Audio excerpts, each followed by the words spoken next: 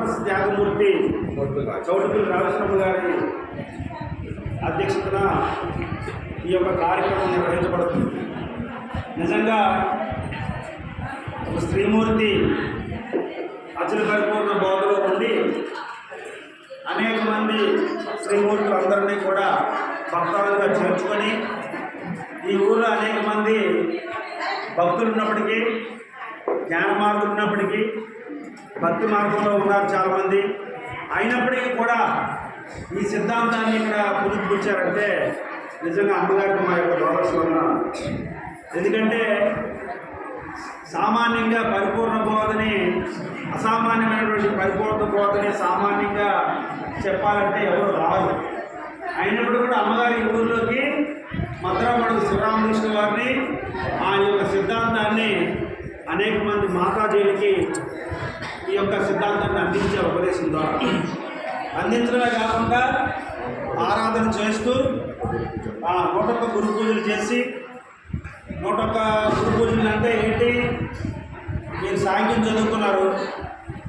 ఆ సాంఖ్యంలో 40 కోట్ల యోజనాలు కలిగినటువంటిది ఆకాశం, 30 కోట్ల యోజనాలు విస్తరణ కలిగినటువంటిది వాయువు, 20 కోట్ల యోజనాలు విస్తరణ కలిగినటువంటిది 10 కోట్ల యోజనాలు కలిగినటువంటిది 1 కోటి యోజనాలు కలిగినటువంటిది మొత్తం 101 కోట్లు అయిందిగా.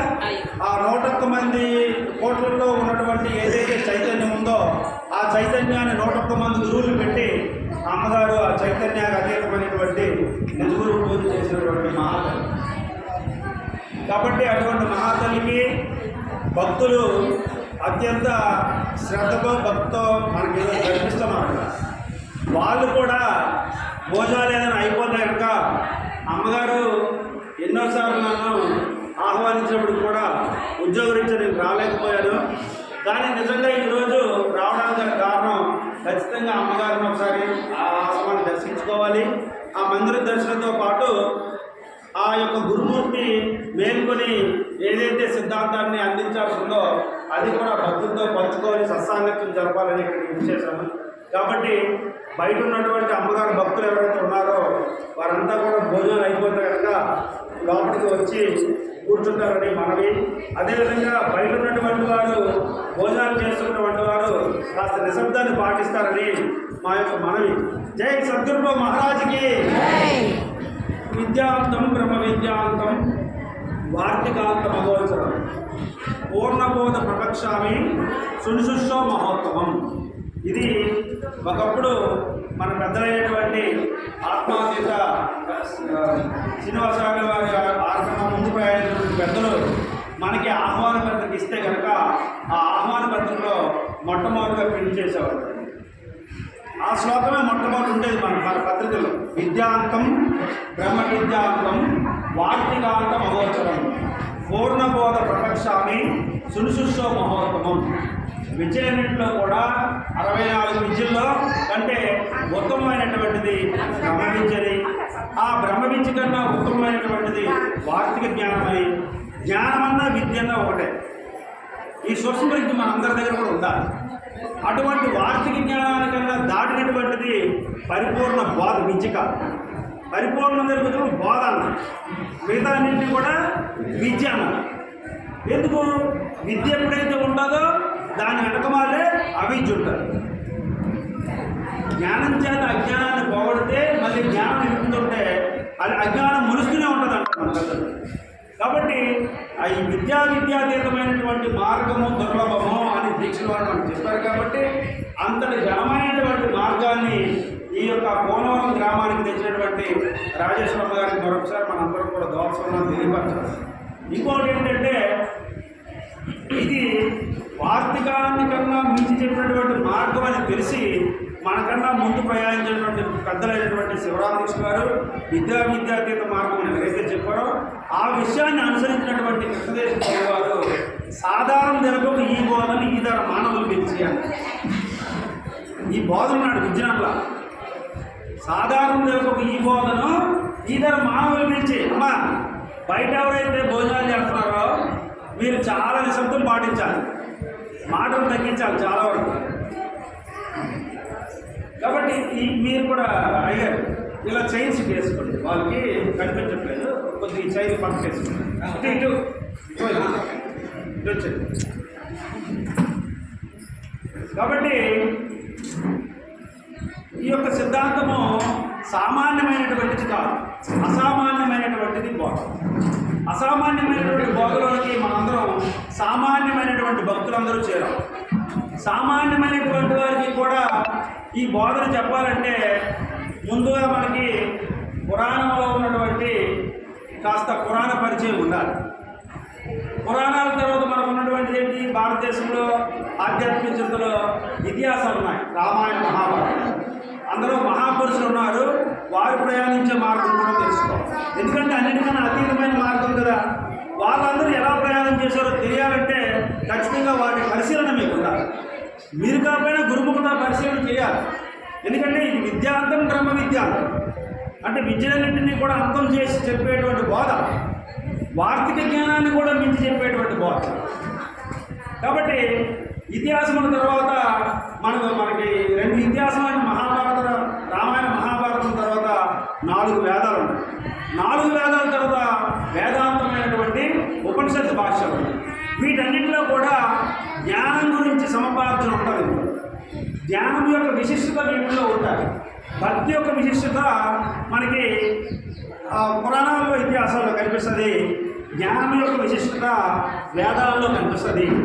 బ్రహ్మజ్ఞానం యొక్క విశిష్టత ఉపనిషత్తుల్లో కనిపిస్తుంది. మరి ఒక ఉపనిషత్తు, ఒక వేదం చదవాలంటే మనకు 12 సంవత్సరాలు పడుతుంది. మరి 4 వేదాలు చదవాలంటే ఎంత ఎంత ఎంత ఎంత సమయం మనకు అయింది? 48 సంవత్సరాలు పడుతుంది. మరి 48 సంవత్సరాల్లో దీన్ని చదివి అర్థం చేసుకునే వయసు మనకు ఉండాలా? మనం ప్రయాణించేటువంటి వయసే, మనం ప్రవేశించేటువంటి వయసే ఒక 30 ఏళ్ళు ఉన్నా సరే కనీసం 78 ఏళ్ళు పట్టింది. కాబట్టి అంతటి శ్రమ పడకుండా ఉండటం కొరకే శివరామకృష్ణ గారు పామరజనులు కూడా ఉద్దేశించి ఆయన సిద్ధాంతాన్ని దగ్గరగా అందించడం కోసం బృహద్వాదిష్ట సిద్ధాంత గ్రంథం అనేటువంటి శివరామకృష్ణ అనేటువంటి గ్రంథాన్ని నా బ్యాగ్ ఆ బృహద్వాదిష్టమైన సిద్ధాంత గ్రంథాన్ని అయ్యగారు తన శిష్యులకు చెప్పి ఈ యొక్క ఎదుర్కొన్నటువంటి భ్రాంతులన్నింటినీ నిర్మూలన చేయగలరు. కాబట్టి మానవులు అనేటువంటి వారు ముఖ్యంగా సప్త ఆవరణ అనేటువంటి హృదయ గ్రంథులు ఉంటారు. అందుకు కృష్ణేశ్వరరావు గారు అంటారు, హృదయ గ్రంథి వినుటకై సదైతే ఈ బోధ తెలుగు జనదాదురుడై వదలకు చిత్తము లోపల గురు పదయుగములు జరపవలదే భక్తుడైనప్పుడు భ్రాంతి రహిత ఆసక్తుడైనప్పుడు కుదరావు ఇవి రెండు గురు శిష్యులకు లేక కదిలీగా లేనట్టి గడబోధోక్తో స్థితి భక్తుడైనప్పుడు భ్రాంతి రహిత ఆసక్తుడైనప్పుడు అంటే గురు శిష్యులు ఎలా ఉండాలి? అసాధారణమైనటువంటి సిద్ధాంతంలో ప్రవేశించిన తర్వాత గురువు గారు ఎలా ఉంటాడు, శిష్యుడు ఎలా ఉంటాడు? మరి గురు శిష్యులు ఎలా ఉండాలని చెప్తున్నారు? హృదయ గ్రంథి వినిపించేవాళ్ళ. ఆ హృదయ గ్రంథి విడాలంటే ఏం చెప్పాలంట? సదయిత సదా అంటే ఎల్లవేళ ఈ బోధ తెలుగు జనదాదుడే. ఆ గురువు ఎల్లవేళ ఈ బోధని చెప్పేటువంటి సద్గురువు అయి ఉండాలి, అసరైన గురువు అయి ఉండాలి, ఆయన నిజ గురువు అయి ఉండాలి, ఆయన దేశకుడు అయి ఉండాలి.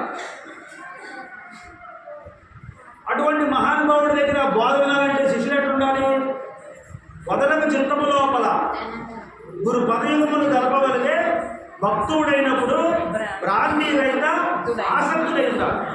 అంటే భ్రాంతి రహితం కావాలనేటువంటి మిక్కిలి ఆసక్తి శిష్యుల్లో ఉంటేనే పరిపూర్ణం పోవాలి, కానీ ఏదైనా పోవాలని అర్థం.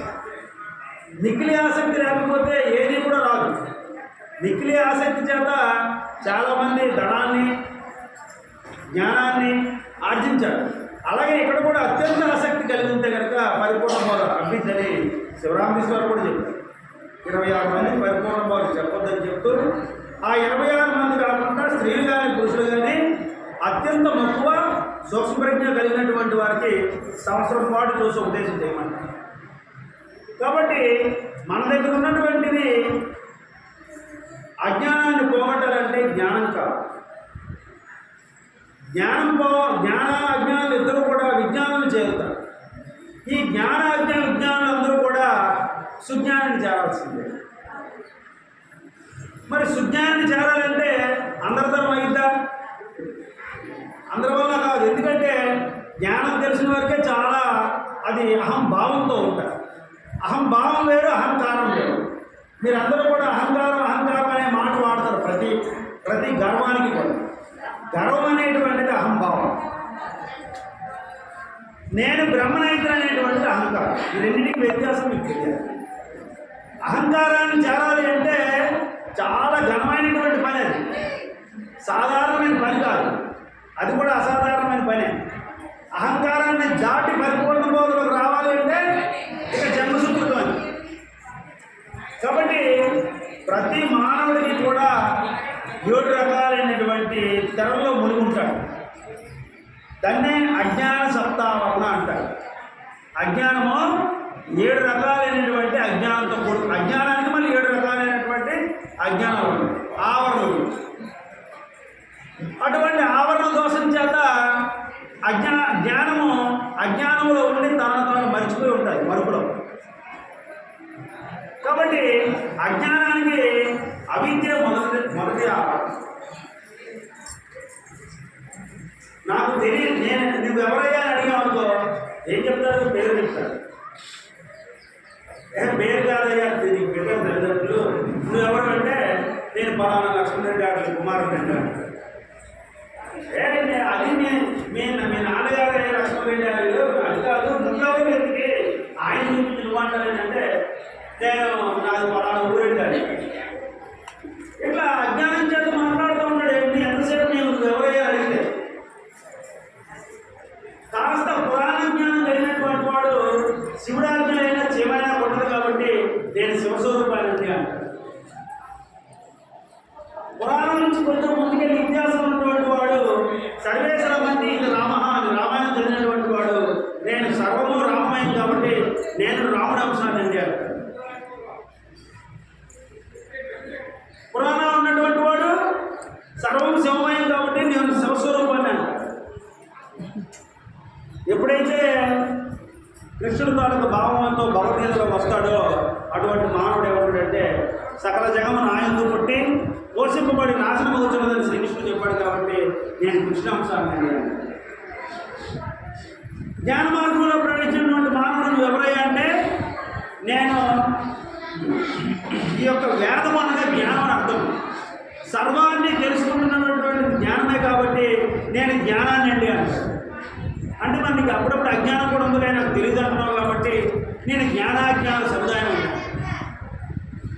కాస్త ఇతిహాసంలోకి ప్రవేశించిన తర్వాత మానవుడు నేను బ్రహ్మ నుంచి వచ్చినటువంటి జ్ఞానాన్ని అంటే నేను బ్రహ్మాన్ని అంటే. అట్లాంటి మానవుడిని కూడా బ్రహ్మాన్ని అనేటువంటి మానవుడిని కూడా కృష్ణదేశ ప్రభువులు వారు పిలిచి, అరే బాబు దేవుణ్ణి నిన్ను ఎరవరా అంటాడు. ఇదేంటి స్వామి నన్ను నేను ఎదురు అంటాడు. నువ్వెవరయ్యా అంటే నేను అహంబ్రహ్మాస్మి అన్నాడు. మరి ఐమాత్మైనటువంటిది ఆత్మ ఎవరంటే ఐమాత్బ్రహ్మండి అన్నాడు. మరి నువ్వు తత్వమసి అవుతున్నావు కదే పదే ప్రతి దాన్ని తత్వమసి అయ్యి బెల్లంగా ఉన్నది, నువ్వుగానే ఉన్నావు. బెల్లాన్ని తిన్నాక ఏమంటున్నావు? నువ్వుగా సమిష్టిగా అకార స్వరూపుడైన తాను సకారమును చేరి ప్రత్యేకాత్మని బిందువు చేరి అంశాయంగా ఉన్నటువంటి నువ్వు అకార స్వరూపంలో సదాశివుడు. సాంఖ్యమంతా చదువుతున్నాడు రోజు. సదా అభావం, అభావం శివం, సదా అభావం. నువ్వు ఎప్పుడైతే ఉత్తరాకారంగా బైలాంశంగా సదాశివుడుగా ఉంటావో నీకు ఎటువంటి కదలిక ఉండదు. అప్పుడు అర్జునులా ఉంటావు. అప్పుడు అకార స్వరూపుడు నువ్వు. మీరు ప్రయాణం చేసి చూడండి. వరకే మీరు సాంఖ్యాన్ని రోజు చదువుకోవడం కాదు, పూజా విధానం చదువుకోవడం కాదు. వేమన గారి పూజ నుండి పుణ్య పురుషులారా పూజ నుండి ముక్తి అంటాడు. మరి ఆ మహానుభావుడు పూజలో అంటున్నాడు. మనం చేస్తున్న పూజ ఏ పూజ? పూజ అంటే పట్టు అని అర్థం అని చెప్తాడు వేమన గారు. పట్టు అంటే కోరికతో చేసేటువంటిది పూజ, అభిమానంతో చేసేటువంటిది పూజ. మనం చేసే పూజ పట్టులేని పూజ. అశరీర గురువే నమః అని చదివారు అన్నారు. సద్గురువే నమః, సద్గురువే నమః అంటూనే ఉన్నారు పూజ చేస్తున్నాను సార్. సత్ అంటే ఏంటి? 3 కాలాలు ఎందు మార్పు చెందినటువంటిది గురువు. సద్గురువే నమః. ఇందాక అయ్యగారు నేను ముచ్చరించుకున్నప్పుడు మన శ్రీకాకుళంలోని నరసన్నపేట అనేటువంటి ఊరుంది. అది మొట్టమొదటి ముద్రణాలయం, గ్రంథాలకి మొట్టమొదటి ముద్రణాలయం నరసన్నపేట ఆశ్రమం. అక్కడ పురాకుల దుర్గానంద సరస్వతి పంచదశి స్వామి ఉండేవారు. ఆయన రాసిన పూజా విధానంలో నిజగురు పూజా విధానం ఉంటుంది. దాంట్లో ఏముంటుంది? జ్ఞాన అజ్ఞాన ప్రజ్ఞానం మానితముగా పీఠము మరియా పరిస్థితి. చూడండి, బయట పూజకి మన పూజకి తేడా ఏం చెప్తున్నాడు అక్కడ గురువుగారికి ఆహ్వానం చేసినప్పుడు? జ్ఞాన అజ్ఞాన ప్రజ్ఞానం. జ్ఞానం ఎవరి దగ్గర ఉంది? జ్ఞానం అంతా ఎవరి దగ్గర? మీరు ఉందా లేదా? ప్రజ్ఞానం ఎవరి దగ్గర ఉంది? ఇప్పుడు ప్రజ్ఞానం అంటే ఏంటి? సర్వజ్ఞానాలు గుర్తెరిగేటువంటి జ్ఞానానికి ప్రజ్ఞానం అని పేరు. ఇప్పుడు సర్వజ్ఞానాలు మా దగ్గర ఎందుకున్నాయి, మిగతా వాళ్ళకి ఎందుకు లేవు అనేది మీరు విచారం చేస్తే అనాత్మలో ఉన్నటువంటి మీకు ఇప్పుడు పొలాలు అందరికీ దగ్గరలో ఉన్నాయి. మీ అందరికీ ఇది బాగా అవగాహన. మన పొలాల్లోనే అన్ని చెట్లు వేర్లు భూములనే కదా ఉంటాయి. చెరుకు చెట్టు వేరు భూమిలో ఉంది, నిమ్మ చెట్టు వేర్లు భూములలో ఉన్నాయి, మిరప చెట్టు వేర్లు భూములలో ఉన్నాయి, వేప చెట్టు వేర్లు భూములో ఉన్నాయి. మరి అన్ని చెట్టు వేర్లు భూమిలో ఉన్నప్పటికీ కూడా ఆ వాటికి ఉన్నటువంటి పరిమితమైనటువంటి ఎరుక, ఆ పరిమితమైన ఎరుకతో అవి స్వలక్షణంతో ఉంటాయి. కాబట్టి మిరప చెట్టు కారం అనే గుణాన్ని ముట్టుకుంటుంది, మిరపకాయలు చేస్తారు భూమిలో. నిమ్మ చెట్టు నిమ్మకాయలనే ముట్టుకుంటుంది, పులుపు అనే గుణాన్ని తీసుకుంటుంది భూమిలో. భూమిలో షడ్రుచులు ఉన్నాయి. చెరుకు చెట్టు చెరుకు వేరుకొని తీపిని మాత్రమే గ్రహిస్తుంది, వేప చెట్టు చేతులు మాత్రమే గ్రహిస్తుంది. చెరుకు తోట మధ్యలో వేప చెట్టు నాటితే వేప చెట్టు తీగా వరుతుందా? దాని వేర్లు దీని వేర్లు కలిసి ఉన్నాయి కదా. అంటే ఏంటి? పరిమితమైన జ్ఞానం కలిగినటువంటిది అనాత్మ. నీవు అపరిమితమైన జ్ఞానం కలిగినటువంటి వాడు. ఇప్పుడు వాటికి గుర్తించే గుణం ఉండబట్టే రుచులు తీసాయి కదా. అర్థమవుతుందా మీ అందరికీ?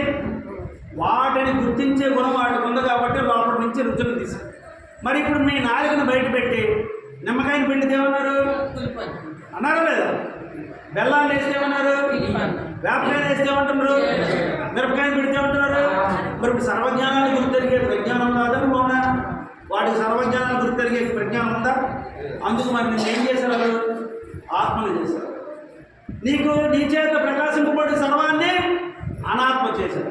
అందుకు ఆత్మబుద్ధి సుఖంచైవ, గురుబుద్ధి విశేషిత, పరబుద్ధి ప్రాంతకాయ, స్త్రీ బుద్ధి వినాశాయ అని చెప్పారు శ్రీరామకృష్ణ.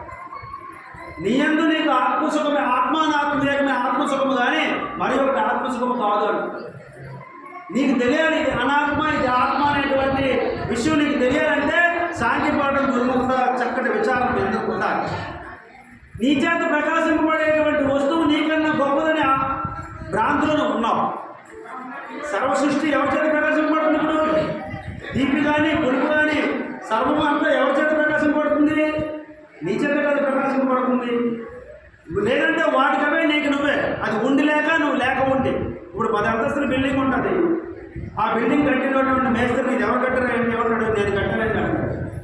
వాండర్ గారిని పిలిచాం, ఈ బిల్డింగ్ ఎవరు కట్టించారంటే నేను కట్టించాను. ఈయన కట్టాను అంటున్నారు, ఈయన కట్టించాను అంటున్నారు. ఈయన 2 నెలలు ఉండవు బిల్డింగ్ ఎవరు ఉంటారు. ఈ 2 నెలలు ఏళ్ళ దగ్గర ఉన్నాయి. మరి చిన్నప్పటి నుంచి నేను ఇప్పుడు 100 కిలోలు స్వీట్ తిని ఉంటారు. మరి ఈరోజు అమ్మగారికి పెట్టి పంచుతారు ఎందుకు వేసుకోరు? టీలో మీ దగ్గర ఎందుకు లేదు? చిన్నప్పటి నుంచి తినట్లేదు తీపి మీ దగ్గర ఎందుకు నిలవలేకపోతుంది గుణం? ఆ గుర్తు ఏ గుర్తు అంటున్నటువంటిది విలక్షణమైనటువంటిది ఆత్మ. అటువంటి విలక్షణమైన ఆత్మ కూడా మార్పు చెందే లక్షణం మలినం కూడుకొని ఉన్నదని చెప్పినటువంటిది మరి పూర్వభావం. కాబట్టి ఇది స్టెప్ వైజ్గా మీరు దాటుకొని ముందుకు రావాలి. కాబట్టి జ్ఞానానికి అజ్ఞానానికి సప్తావరణలు ఉన్నాయి. అందులో అజ్ఞానం అనేటువంటిది మొదలు రావాలి. అజ్ఞానం తర్వాత కర్మ అనేటువంటిది రెండవ. అజ్ఞానం చేత కర్మలు చేస్తూ ఉన్నాడు. కర్మ అనేటువంటిది రెండవ. కర్మ వల్ల దుఃఖం కలుగుతుంది కాబట్టి దుఃఖము మూడవ. అసలు రెండవ ఏంటంటే శరీర పరిగ్రహణం రెండవ. శరీర పరిజ్ఞానం అంటే ఏంటి? ఇది వేమన గారు చెప్తారు, ఆడదానికి ఆటలాడుట రోత, 3 చెరువుల మునుగు తేలు రోత, పంచభూతముల పెరుగు రోత, విశ్వదాగ్రహం అని చెప్పారు. ఆడదంటే ఎవరు? ఆడదాయా? ఆడ అంటే ఏడంటే ఎవరు? నువ్వు. ఆడ అంటే ఏంటి? నీకు అన్నిగా కనిపిస్తున్నటువంటి అనాత్మ. దాంతో నువ్వు ఆడదానితో ఆటలాడటం రోత. అది ఎంతవరకు కావాలో అంత తీసుకుంటే పర్లేదు. దాన్ని అన్నిగా నేను దాచిపెట్టుకోవాలని తీసుకున్నావా, అది రోత పుట్టించింది ఇది ఏదో. అలా ఆడదానితో ఆటలాడడం కోసం ఏం చేస్తున్నావు? 3 చెరువులు మునుగు తెలుతున్నావు. కంబాన్ చెరువు, పటాన్ చెరువు, దివాన్ చెరువు కాదు. 3 చెరువులు అంటే ఏ చెరువులు? జాగ్రత్త, స్వప్న, సుశుక్తి. ఈ 3 చెరువుల్లో మునుగు తేలందే నువ్వు ఏ కార్యక్రమం చేయలేవు. మీకు 16 కళలు చెప్పారు కదా, జాగ్రత్తలో జాగ్రత్త, జాగ్రత్తలో స్వప్నము, జాగ్రత్తలో సుశుక్తి, జాగ్రత్తలో తురిము, స్వప్నంలో జాగ్రత్త, స్వప్నంలో స్వప్నము, స్వప్నంలో సుశుక్తి, స్వప్నం తురిము అని చెప్పారు కదా. మరి ఈరోజు ఇంత కార్యక్రమం చేయడం కోసం మీరు జాగ్రత్తలో ఉండి ఎంత కాదన్నారు? ఈ రోజు వరకు 23వ తారీఖు ఎక్కడుంది? గాఢ నిద్రలో ఉంది. తురిములో ఉన్నటువంటి దాన్ని ఇప్పుడు వచ్చి ఇప్పుడు జాగ్రత్తగా వచ్చింది. మీరంతా కలగన్నారు లేదా ఈ కార్యక్రమం చేయడం కోసం? అందుకు కలమేంత ఎరుక బయలు ఇలసామ్యం చేసి చూడు. మీ ఇలసామ్యం చేసి చూడమంటుంది ఇక. ఎక్కడో మీరు పోలికలు పెట్టి చూస్తే కుదరదు. లోపలికి వచ్చింది, వెనక్కి కూర్చుంటారు. కలమేంత ఎరుక బయలు ఇలసామ్యం చేసి చూడు, మీ భ్రమ తొలగుంది. ఫలమేమి పెక్కు చదువుల వలన, పెద్ద పెద్ద చదువులు చదవడం వలన మీకు భ్రాంతిరహితం కాదు. ఫలమేమి పెక్కు చదువుల వలన, జపతప యాగ వ్రతముల వలన, శమదమ ముఖ శతముల కారణంటాడు. కానీ మీకు శమము, దమము, తితిక్ష, ఉపరతి ఇవన్నీ ఉండాలి. ఇవన్నీ నేర్చుకోవాలి. నేర్చుకున్న తర్వాత అది కళగా చూడగలగాలి. ఎందుకు? ఎరికే కళగంటుంది కాబట్టి. ఆ కళ నుంచి మీరు మేల్కొంటేనే దాన్ని కళగా చూడగలుగుతారు. కళలో ఉన్నంతసేపు కళ సత్యమే కదా. కళ నుంచి మేల్కొన్నాక ఏ సాధన లేకుండానే అది అసత్యం అంటాం. ఏదైనా సాధన చేస్తాం కళ సత్యం చెప్పడానికి? ఏమైనా సాధన చేయాలా? నిద్రపోయినప్పుడు వచ్చే కళ అసత్యం అని చెప్పడానికి సాధన చేయాలా? అందుకు రాశారు, ఏ సాధన నీకెందుకని. ఆ కళని అసత్యం అని చెప్పడానికి మెలకు వస్తే చాలు. ఈ కళని మేల్కోవాలంటే గురువు మేల్కొల్పాలి. ఆ కళని మేల్కొల్పింది ఎవరు? నీ దగ్గర జ్ఞానం అనే గురువు. ఈ కళని మేల్కొల్పింది ఎవరు? సుజ్ఞాన అయిన గురువు, నిజ గురువు. అందుకు ఈ ప్రపంచంలో ముగ్గురే ముగ్గురు ఉంటారు. కలవారు, కలవరింతవారు, మేల్కొన్నవారు. కలవారు, కలవరింతవారు, మేల్కొన్నవారు. కలవారు ప్రపంచంలో ఉన్నటువంటి జనం. వాళ్ళ జోలికి మనం పోకూడదు. వాళ్ళని ఏ భావంతో చూడకూడదు. వాళ్ళతో విరోధులు అవ్వకూడదు. మనం వాళ్ళు చేస్తున్నటువంటి ఆచారాలని, వాళ్ళు చేస్తున్న కులగురువులను మనం నిందించకూడదు. మానసమును వారి మాటకు ఆమోదించి, వాళ్ళ మానసంలో వాళ్ళ మనసుకి మనం ఆమోదం తెలపాలి. మన నిజం తెలుసు కదా, వాడు కళలో ఉన్నాడని సంగతి మీకు తెలుసు కదా, మీరు మేల్కొని ఉన్నారుగా. కాబట్టి వాళ్ళతో మనం విరోధం కాకూడదంటే మనం ఎటువంటి మత దోషణ, కుల దోషణ చేయకూడదు. దేవతా దోషణలు చేయకూడదు. చాలామందికి అది ఉంది. ఆ రకమైన వ్యవహారం నుంచి మనం బయటికి రావాలి. వాళ్ళు ఏదైనా మనకి అడిగారుకో, మీరేంటి ఎందుకు చేయం? మేము గణేశుని పూజ చేస్తాం, శివుడిని పూజ చేస్తాం. నీకు తెలిసిన శివుడు ఎవరు? వికారరహిత ఈశ్వర. నీకు తెలిసిన విష్ణు ఎవరు? వికారరహిత విష్ణు. నీకు తెలిసిన ప్రసాదం ఏంటి? పొడిలేని ప్రసాదం. మీకు ప్రసాదం పెట్టుకుంటారంటే ప్రసాదం తింటున్నాం, పొడిలేని ప్రసాదం ఇప్పుడు తింటుందంతా కూడా. నువ్వు తాగే తీర్థం ఏంటి? తడిలేని తీర్థము. కాబట్టి కులగురువులు నిందించడం కానీ, కులదోషణ చేయం కానీ, ఆచార త్యాగాలు చేయకూడదు. వీటన్నింటినీ మనం ప్రపంచంలో ఉన్నాం కాబట్టి అన్నీ గమనించుకొని మేల్కొని ఉన్నాం కాబట్టి కలవరంతా తగ్గించుకోవాలి. కలవారికి మెలకువలో కలవారికి జాగ్రత్త ఉందని ప్రత్యేక అవస్థను చెప్పాడు అయ్యగారు. అవస్థను చెప్పాల్సిన అవసరం వచ్చింది. కలవారికి మెలకువలో కలవారికి జాగ్రత్త ఉంది. కలహం కలదా? కలహం కలిగిన వారు కలవారిగా మెలకువగా. అట్లా కలహం కలవడం అంటే అర్థం ఏంటి? వాళ్ళు మళ్ళీ వెళ్ళి తీర్థయాత్రలో మునిగి తేలితే పుణ్యం వస్తుందనేటువంటి ఆలోచన వాళ్ళకు ఉంటుంది, వాళ్ళు చేస్తారు. నువ్వు కూడా నాకు మళ్ళీ అలాంటి తీర్థయాత్రలు ఏదైనా పోతే నాకు పుణ్యం వస్తుందనేటువంటి ఆ యొక్క కళలో మళ్ళీ మునిగి తేలేవంటే నీకు నువ్వు మేల్కొన్న వాటి వాడు కాదని సంగతిని గుర్తించుకోవాలి. అందుకు కృష్ణేశ్వర ప్రభు గారు పరిపూర్ణాబోధాన్ని ఎరిగించి చుండినా ఎరికాకే మరిగేరు పొందదు. ఎందువల్ల అది సరైన విచారం లేకపోవడం తప్పు కాదు. అక్కడ కారణం ఏంటంటే మీకు విచారం లేకపోవడం. విచారిస్తే ఏమీ లేదు, నాశనం అయిందంట పట్టుతారు. విచారిస్తే విచారించడం అంటే ఏంటి? విచారం అంటే ఏంటి? శాడ్. విచారణ అంటే ఎంక్వైరీ. దేన్నైనా ఒక దాన్ని విచారించాలి. విచారము వేరు, విచారణ వేరు. విచారం అంటే ఏంటి? కుంగిపోవడం. విచారణ అంటే ఏంటి? తెలుసుకోవడం. అందుకు నేను తెలుసుకున్నటువంటిది నేను ఎన్ని రోజులు చేసిన పూజలు పుణ్యాలు పురస్కారాలు ఏమైనా పోతాయేమో అనేటువంటి విచారణ కొట్టకూడదు. ఆ విచారించవాలి. కాబట్టి ఇట్లా సప్తావరణతో కూడుకున్న దీనికి శరీర పరిగ్రహం చేత అనాత్మ జాడ్యం మొదలకపోవడం వల్ల అనాత్మలో కనబడేటువంటి దైవారాధన వాటి పట్ల మక్కువతో పరిగెడుతుంది. కాబట్టి వేమన గారు మాట రాశారు, తోలు కడుపులో దొడ్డవాడుండగా రాళ్ళ ముందు రాసులు పోసి మొక్కితే రాళ్ళు దేవుళ్ళు అయితే రాసుల మింగవా విశ్వదాభిరామ నాన్నగారు. అంటే మరి తోలు కడుపులో దొడ్డవాడు ఉన్నాడనే సంగతి మనకు కూడా ఎట్లా తెలిసింది?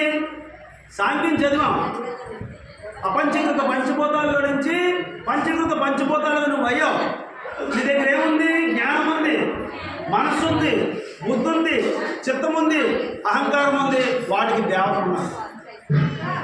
సమానం ఉంది, జ్ఞానం ఉంది, ఉదానం ఉంది, ప్రాణం ఉంది, అపానం ఉంది. వాటికి దేవతలు ఉన్నారు. స్తోత్రం ఉంది, తప్పు ఉంది, జిహ్వ ఉంది, జ్ఞానం ఉంది. వాటికి దేవతలు ఉన్నారు. చక్షు ఉంది, వాటికి దేవతలు ఉన్నారు. శబ్దం ఉంది, స్పర్శం ఉంది, రూపం ఉంది, రసం ఉంది, గంధం ఉంది. వాటికి దేవతలు ఉన్నారు. వాక్ ఉంది, పాని ఉంది, పాదం ఉంది, గుహ్యం ఉంది, గుదం ఉంది. వాటికి దేవతలు ఉన్నారు.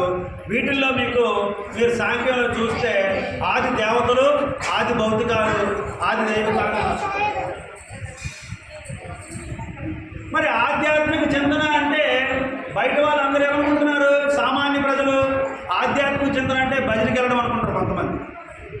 ఆధ్యాత్మిక చింతన అంటే కొంతమంది దేవుడి గుడికి వెళ్ళి నమస్కారం చేస్తే ఆధ్యాత్మిక చింతన అనుకుంటారు. కొంతమంది రామాయణ మహాభారతాలు వింటే ఆధ్యాత్మిక చింతన అనుకుంటున్నారు. ఆది ప్లస్ ఆత్మ ప్లస్ చింతన. ఆధ్యాత్మిక, ఆది భౌతిక, ఆధ్యాత్మికం అనేటువంటి తాపత్రయంతో బహుపట్టబట్టి వాడు అయి ఉండాలి మానవుడు ఈ సిద్ధాంతానికి రావాలని. మరి ఆధ్యాత్మికం ఏంటి? ఆధ్యాత్మికలు ఏంటి? ఆది భౌతికాలు ఏంటి? సాంఖ్యం ద్వారా ఏవైతే ఇంద్రియాలు ఉన్నాయో ఆ ఇంద్రియాలన్నీ కూడా ఆధ్యాత్మికం. అటువంటి ఆధ్యాత్మికమైనటువంటి ఆది భౌతికాల్ని ఎవరైతే గురుముఖత విచారిస్తారో వారు ఆధ్యాత్మిక చింతనపరుడు. అట్లా ఆధ్యాత్మికను చేసినటువంటి వాడు ఎక్కడి వరకు ప్రయాణం చేశాడు? నేను బ్రహ్మనని చెప్పడానికి వరకు ప్రయాణం చేశాడు. ఎప్పుడైతే అచల గురువు గారు ఉపదేశం అయ్యాడో అప్పుడు తెలిసింది వాడికి నేనంటే ఎవరు తెలిసింది. అచల గురువు గారు ఉపదేశం అంతవరకు ఏమనుకున్నాడు? నేను వేదాంతంలో బ్రహ్మాన్ని అనుకున్నాడు, వేదంలో జ్ఞానాన్ని అనుకున్నాడు, ఇతిహాసంలో రాముడి కృష్ణ అనుకున్నాడు, పురాణాల్లో శివుడు అనుకున్నాడు, సామాన్యమైన ప్రజలు ఉన్నప్పుడు నేను పలానా కొడుకుని అనుకున్నాడు, పలానా పేరు అనుకున్నాడు. కానీ అచల గురువు దగ్గరికి వచ్చిన తర్వాత తెలిసింది ఏమని? నేను గుర్తెరిగే శరీరాన్ని. నేను ఎవరిని? గుర్తెరిగే శరీరాన్ని. నాకు లేకనే వచ్చాను. నాకు గుర్తెరిగేదానికి నాకు మూలం లేదు, కొండకు ప్రవేశించినందుకు స్థానం లేదని తెలిసింది. నేను లేకపోతే ఎరిగినని తెలుసుకున్నాడు, నేను లేనెరిగినని తెలుసుకున్నాడు. నేను లేకపోతే ఎరిగిని, నేను లేనెరిగినని చెప్పగలడు. అంత గట్స్ వచ్చాయి. నేనంటే ఎవరో ఒక్క అచల సిద్ధాంతపరుడికే తెలుసు. మిగతా వాళ్ళందరూ కూడా నేను నిలిపేవారే కానీ నేను నిరసన చేసుకున్నవారు కాదు. ఒక అచల గురువు దగ్గరికి వచ్చిన తర్వాత తెలిసింది నేను మూలం లేని గుర్తెరిగే శరీరాన్ని. నేనని తెలిసింది, నేను లేకపోతే నేనని తెలిసింది. అందుకనే నేననని బ్రహ్మ లోపల లేనిది సంభవమునుంది. లేలదనుకుదా నేను జగములై వెలిసెను. నేను అదొక నేను, ఇదొక నేను చెప్తున్నా. ఇక నేనని బ్రహ్మం అంట. అంటే ఏంటి? నేనన్న బ్రహ్మం అంటే ఏంటిది? మెత్తబట్ట బయలులోని నేననేటువంటి బ్రహ్మ ఒకటి వచ్చింది. అది బ్రహ్మం అనుకోని నేనని బ్రహ్మ లోపల లేనిదే ఒకటి సంభవం అందింది. ఏంటి? లీలదనగదా నేను జగములే వెలిసిన నేను, అది మృగజల రీతి నిజము కాదనుచు లోకులనేటి గజిబిజి విలుచు అంట. మృగజల రీతి అంటే అర్థం ఏంటి? జలానికి తెలుసా చేపలు పుట్టాయని? చేప పుట్టింది, పెరిగింది, చచ్చింది, తర్వాత కనుమరుగైంది.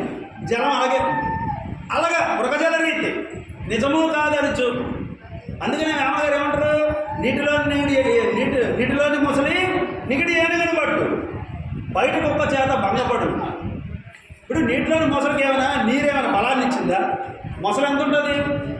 మహా ఉంటే 100 కేజీలు ఉంటుంది. ఏనుగు ఎన్ని కేజీలు ఉంటుంది? 1000 కేజీలు పైన ఉంటుంది. మరి 1000 కేజీలు మొసలు ఏనుగుని 20 కేజీలు 100 కేజీలు మొసలు ఏ విధంగా ఆపలుతుంది?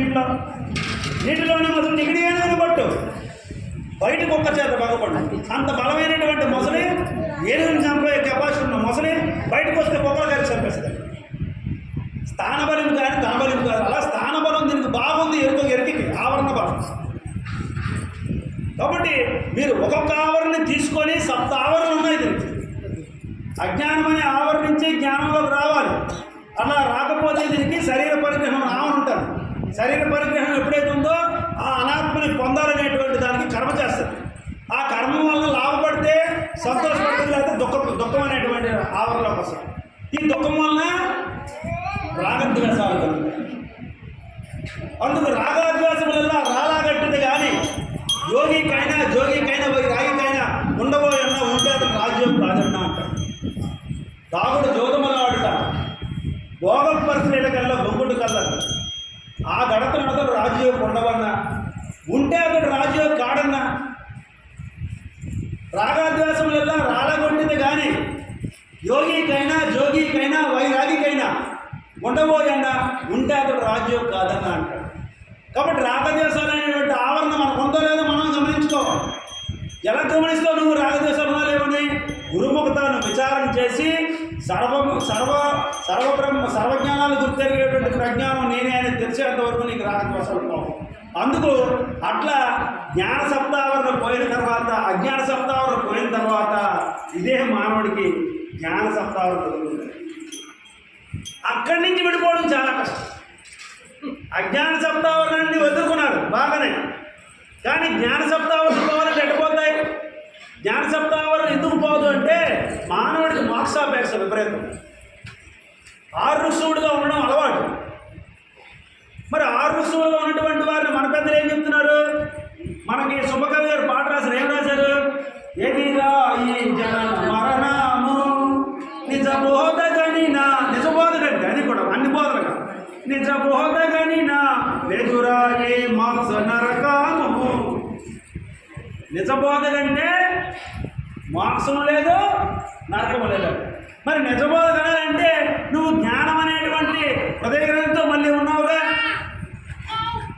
కాబట్టి జ్ఞానానికి ఉన్నటువంటి సప్తావరణ ఏంటి? మొట్టమొదటిది నిత్యానిత్య వస్తు వివేకం అనేటువంటి ఆవరణ. ఈ నిత్యానిత్యమైనటువంటి వస్తు వివేకంలో మానవుడు నిత్యమైన వస్తువు చేత నేను ఆత్మనయ్యానని, నేను బ్రహ్మనయ్యాననేటువంటి ఆ యొక్క భావంలో మునిగి తేలుతుంటాడు. చాలా గొప్పవి ఇవన్నీ కూడా. మనమేదో ఈరోజు ఇక్కడ స్పీచ్లో మాట్లాడుకుంటున్నాం, కానీ వాళ్ళు దాంట్లో ఆనందాన్ని పొందుతుంటారు.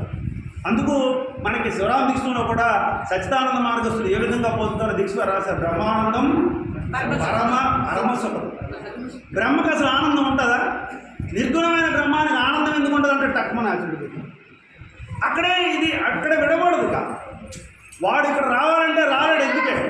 వాడికి చెప్పనివాడు ఈయనకి అది మరుస్తుంటుంది. బ్రహ్మానందం పరమసుఖం కేవల జ్ఞానం ఉంటుందండి. కేవల జ్ఞానమూర్తి. వాడికి ద్వంద్వాతీతం. నేను మేలు అనేటువంటి దానికి ఉండి లేనట్టు ఉంటుంది. అయినప్పటికీ కూడా ద్వంద్వానికి అతీతం ఉన్నాడు, కానీ ద్వంద్వాన్ని నిరసించుకోలేడు. గగన సప్త దృశ్యం. గగనం అంటే ఏంటి? ఆకాశం. నిజంగా